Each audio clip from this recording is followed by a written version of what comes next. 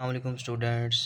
आज हम डिस्कस करेंगे अपना नेक्स्ट लेक्चर। जो आज का जो लेक्चर है वो बहुत ही इम्पोर्टेंट है, क्योंकि हमने पिछले तमाम लेक्चर्स के अंदर ये सेलुलर रेस्पिरेशन की डिफरेंट स्टेजेस देखी हैं।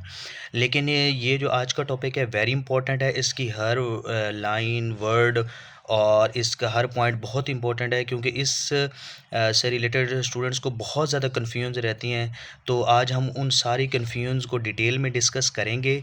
और ये जो आज हम डिस्कस करने लगे हैं, एटीपी कैलकुलेशन करने लगे हैं कि सेलुलर रेस्पिरेशन की जो 4 स्टेजेस हमने पढ़ी थी, glycolysis, pyruvate acid oxidation, Krebs cycle and electron transport chain. उस दौरान एक ग्लूकोज के मॉलिक्यूल के टूटने की वजह से कितने एटीपी प्रोड्यूस होते हैं, वो आज हम लोगों ने इस वीडियो के अंदर डिस्कस करना है। तो आपने पूरी वीडियो को गौर से देखना और समझना है सारे पॉइंट्स को। ठीक है।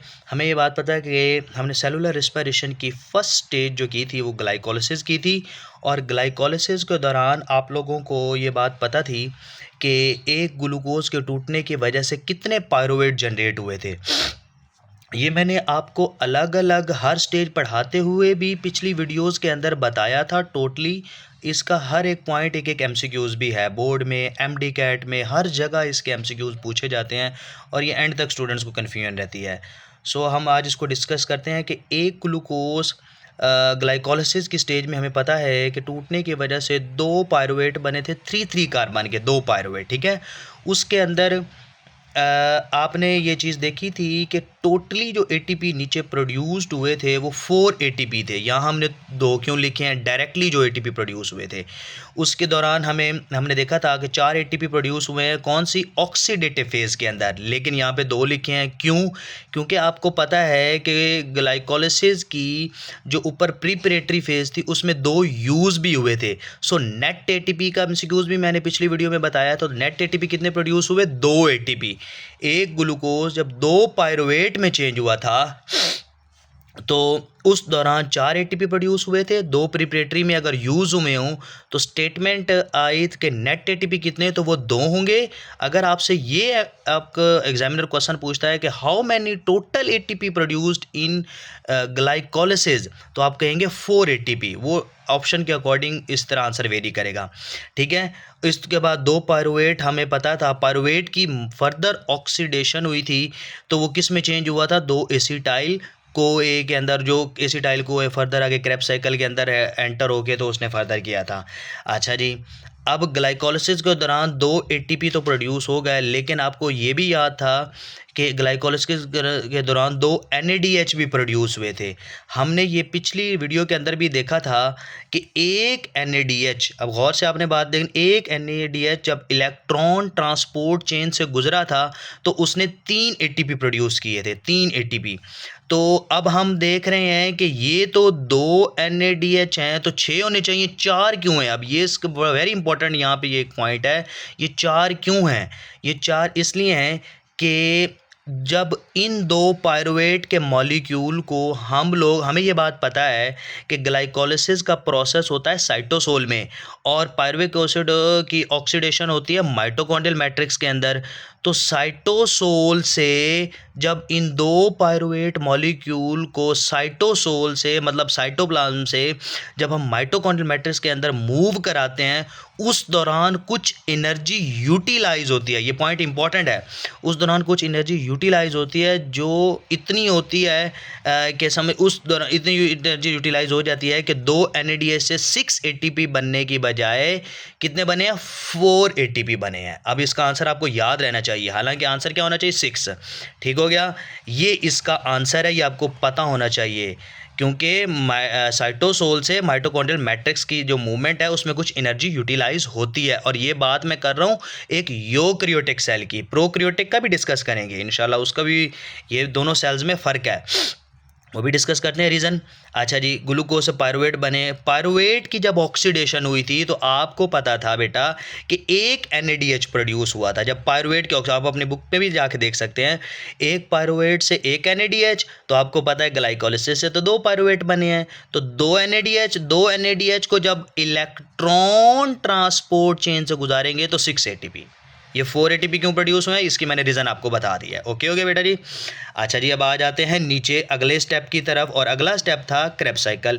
क्रेब्स साइकिल में जब एक पायरुवेट को रन किया था जो in the form of acetyl CoA, तो हमें बात पता था 3 NADH प्रोड्यूस हुए थे।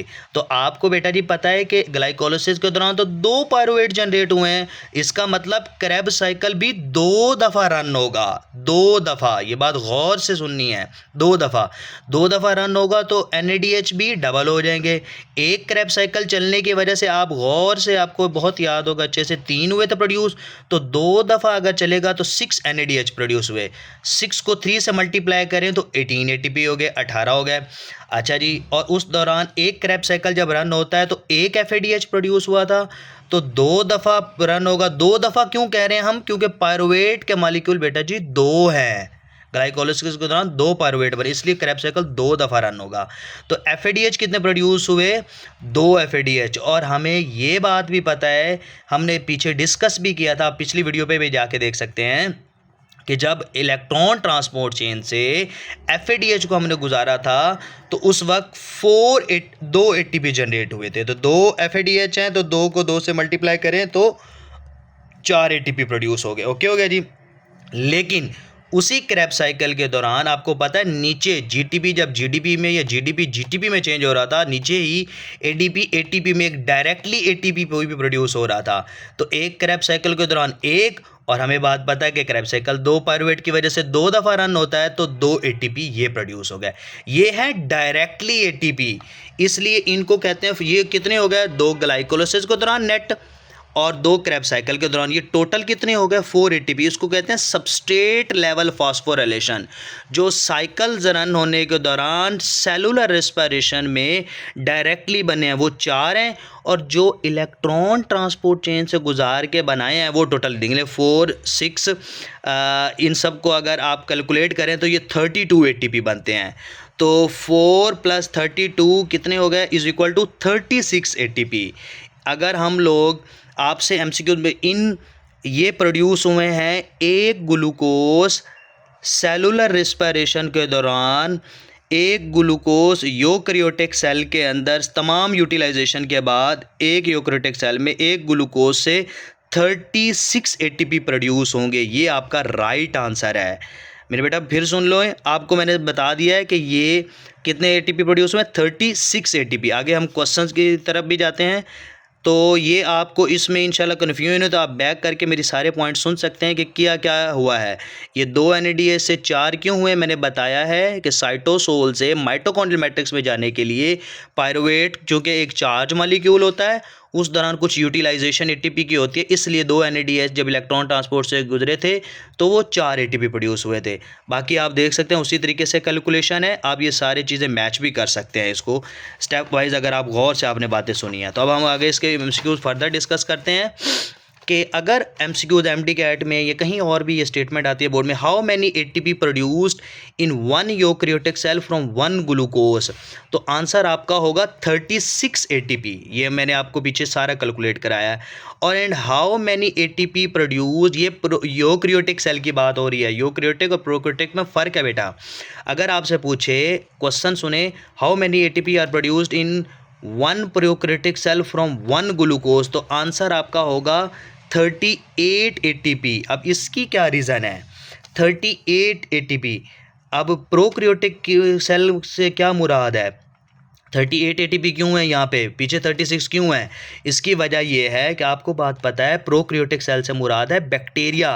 अगर आपसे पूछे how many ATP produce in bacteria cell from 1 glucose, तो आप बैक्टीरिया में भी कहेंगे, और एरोबिक रेस्पिरेशन के दौरान, सेलुलर रेस्पिरेशन के दौरान 38, क्योंकि आपको पता है कि membrane bound organelles, mitochondria, endoplasmic reticulum, chloroplast, इस तरह की जो ऑर्गेनेलीज होती हैं वो बैक्टीरिया के अंदर या प्रोकैरियोटिक सेल के अंदर मौजूद नहीं होती। वो सारे का सारा जो प्रोसेसेस या सेलुलर रेस्पिरेशन की सारी स्टेजेस कहाँ पे हो रही होती हैं, साइटोसोल के अंदर। इसी वजह से ATP की यूटिलाइजेशन नहीं होती वहाँ पर, और कितने होंगे, 38 ATP प्रोड्यूस होंगे इन एक बैक्टीरिया सेल के अंदर, क्योंकि वहाँ पे उसे मूव करके ले जाना नहीं पड़ेगा। अगर आपसे बात पूछे कि टोटल ATP कितने प्रोड्यूस होते हैं इन बोथ सेल प्रोकैरियोटिक या यूकैरियोटिक में 40, ये 40 अब क्यों है कन्फ्यूजन के लिए? अगर हम सारी यूटिलाइजेशन को हटा दें, हमें ये बात पता था कि ग्लाइकोलिसिस के दौरान जब दो पायरुवेट बने थे टोटल ATP 4 प्रोड्यूस हुए थे। हम कहते हैं कि 2 NADH भी इससे भी 6 ATP, ये अगर सारे मैच करें तो आप इसके अंदर 6 ऐड करें तो बोथ प्रोकैरियोटिक और यूकैरियोटिक में 40 ATP प्रोड्यूस हो रहे हैं। लेकिन अगर हम नेट कैलकुलेट करें, क्योंकि यूटिलाइजेशन भी हो रही है ग्लाइकोलिसिस के दौरान ऊपर प्रिपरेटरी फेज़ में, और पायरुवेट को जब माइटोकॉन्ड्रिया में मूव करा तो उस दौरान भी यूटिलाइजेशन हो रही है। तो अगर यूटिलाइजेशन में नेट ATP देखें तो वो 36 होंगे यूकैरियोटिक सेल में, 38 होंगे प्रोकैरियोटिक सेल में, और टोटल मैंने कहा विदाउट यूटिलाइजेशन देखें तो वो 40 ATP हैं, लेकिन यूटिलाइजेशन हो रही होती है। अच्छा, और बहुत इंपॉर्टेंट MCQs हैं जो स्टूडेंट अक्सर ये बोर्ड के अंदर भी और कम्पिटिटिव एग्जाम्स में भी आते हैं कि ग्लाइकोलिसिस का प्रोसेस कहाँ होता है? साइटोप्लाज्म भी बेटा कभी कभी ऑप्शन होता है, तो आपने साइटोप्लाज्म को टिक नहीं करना, साइटोसोल को करना है। पायरुवेट की ऑक्सीडेशन होती है माइटोकॉन्ड्रियल मैट्रिक्स के अंदर, क्रेब्स साइकिल भी माइटोकॉन्ड्रियल मैट्रिक्स में। अगर आपसे ये बात क्वेश्चन पूछता है एग्जामिनर कि क्रेब्स साइकिल के इंजाइम्स कहाँ पे होंगे बेटा, वो भी माइटोकॉन्ड्रियल मैट्रिक्स में ही मौजूद होंगे जहाँ वो साइकिल हो रहा है। अगर कहे कि ग्लाइकोलिसिस के इंजाइम्स कहाँ पर मौजूद हैं, तो ऑब्वियस बात है जिस जगह वो प्रोसेस हो रहा है उसी जगह उसके इंजाइम्स मौजूद होंगे। तो इलेक्ट्रॉन ट्रांसपोर्ट चेन, या जिसका दूसरा नाम है रेस्पिरेटरी चेन, उसमें क्या होता है कि वो कहाँ पर हो रही है? तो ये आपने याद रखना है, क्रिस्टी या क्रिस्टा बोलते हैं, इनर मेम्ब्रेन ऑफ माइटोकॉन्ड्रिया, यहाँ पर हो रहा होता है ये रेस्पिरेटरी चेन का प्रोसेस। ये तीनों जो प्रोसेसेस है in the presence of oxygen होता है, और ये ग्लाइकोलिसिस का आपने याद रखना है ये एब्सेंस और प्रेजेंस दोनों में होता है। तो आई होप ये इस वीडियो से आपको सारे MCQs पॉइंट्स ATP के कैलकुलेशन एक ग्लूकोज से प्रोकैरियोटिक में यूकैरियोटिक में क्लियर हो गया होगा। फर्दर कुछ हो तो आप बाद में मुझसे पूछ सकते हैं कमेंट सेक्शन में भी और वैसे भी। ओके, थैंक यू, अल्लाह हाफिज़।